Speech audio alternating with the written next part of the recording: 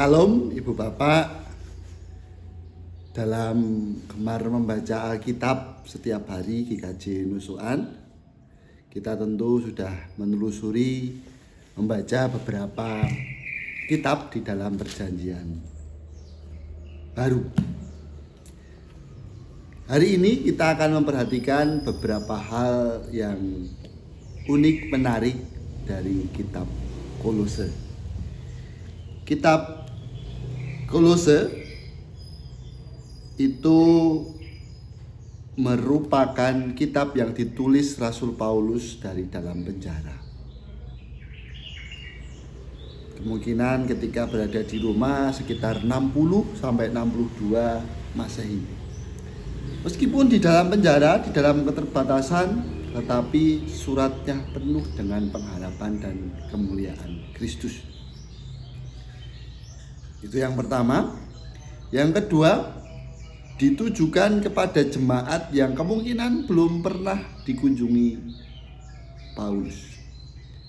Jemaat di Kolose itu didirikan, diwartakan Injil oleh Epafras dari Kolose 1 ayat yang ke-7, bukan langsung oleh Paulus. Dan di dalam kitab Kolose menegaskan keunggulan Kristus di atas segala sesuatu. Bahwa Kristus adalah Tuhan dari segenap ciptaan, kepala gereja, dan memberikan keselamatan. Kitab Kolose memperjuangkan ajaran-ajaran yang benar ketika ada filsafat manusia, tradisi, penyembahan malaikat, aturan-aturan agama yang membuat Injil seolah kabur. Dan di dalam kitab Kolose itu ada pengakuan kristologi, bagaimana pengajaran tentang Yesus itu sebagai pencipta dan pendamai segala sesuatu. Dan petunjuk praktis tentang keluarga, hubungan suami, istri, orang tua, anak, hamba dan tuan, itu dijelaskan secara khas dan mendetail sebagai wujud iman di dalam kehidupan sehari-hari di dalam kitab Kolose.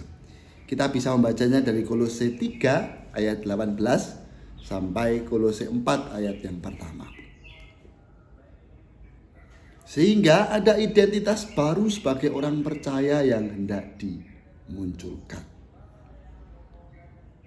Dan di dalam kitab Kolose ini, meskipun ditulis di dalam penjara sebagai bagian dari kitab penjara yang lain, yaitu Efesus, Filipi, dan Filemon, ini memiliki fokus terutama kepada pewartaan Kristus.